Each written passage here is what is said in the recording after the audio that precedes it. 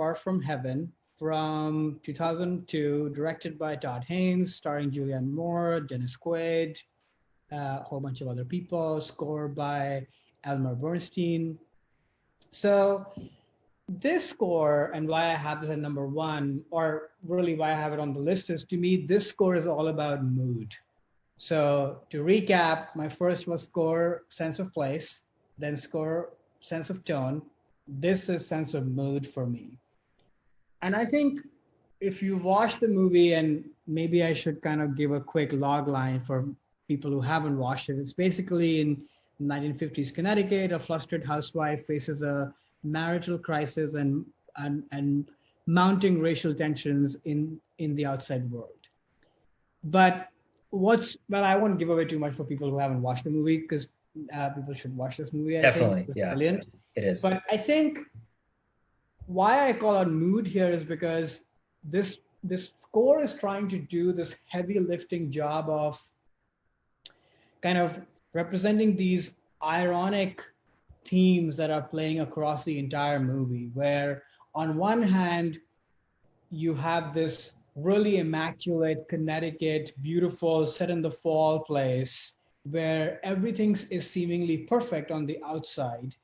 But then in the inside lives of people, where there's prejudice, there's bigotry, there is, a lot of heartbreak involved, especially in the lead characters' lives, you constantly see that sort of dichotomy, that irony in the score, which on surface can sort of feel very lush and grand, because it is an homage to the scores from the 50s. The movie's an homage to Douglas Sirk movies from way back when. So it is doing that, but it's sort of undercutting it with this really interesting internal dilemma and crises that the people in the movie are facing.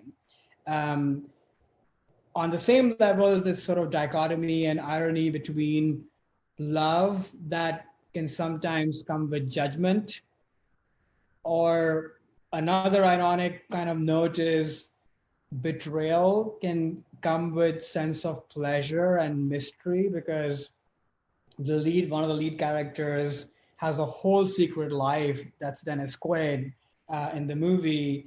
And it's really interesting to watch those scenes where, yes, there's betrayal that's happening that he's causing Julianne Moore's character, but there's also this, voyeuristic sense that is heightened by the score, where there's a sense of pleasure and mystery and almost seductiveness that's portrayed, but it's also at the same time dark and bad, because its impact on Julianne Moore is not good, obviously.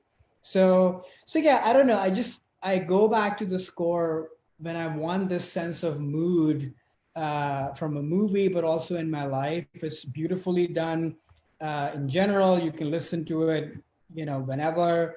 I also love that we talked about themes earlier. Here too, there's like one single theme, but unlike Harry Potter, where that theme plays as it is in the entire movie, here that same theme is kind of messed up with to represent the different ironies that I just talked about. You can see the same version of that theme on the soundtrack like 6 times to just represent the different ironies, the different stakes of the movies, which I think is brilliant. And this score to me also is my gateway to scores of the past, because I really didn't grow up watching a lot of older movies, but watching this movie, listening to the score made me want to seek out, all the greats from all the Hitchcock movies, like you referenced as well, and many other people. So I owe a lot to the score to kind of bring me to that world. But just in general, it's just a brilliant score. And I just think so much of what the score has to do for a movie is set the mood for it. And to me, mood is a little bit different from tone, which we talked about earlier, which I just think the score does such a brilliant job of. Yeah, though, first off, I love this film. I saw it when it came out. I felt it was not to compare to American Beauty, a film I don't really like and I think hasn't aged well, but it's like a successful version of what that film was trying to do, which is kind of peel back a facade of something that on face value looks like everything's fine, but actually, they're far from heaven in terms of things are not as well as they seem. But I love that you chose this actually, because when I rewatched this film, I was paying attention to the score. And the score is doing so much of that lifting, of that juxtaposition that I mentioned, the theme of the film. And I haven't seen this film in a while, but I really liked it when I saw it, but I didn't remember like, I wonder why you picked this. Like it wasn't like a memorable score for me. But then watching the movie with the score in mind, it's like, wow, the score is doing so much of juxtaposing, this classic, 1950s perfect quote unquote life, themes that could have played in films that portrayed domestic life as very pleasant and nice and great. And that's what the score is doing, but the film is doing something totally different. And it kind of heightens then that irony or that dichotomy between appearance and reality.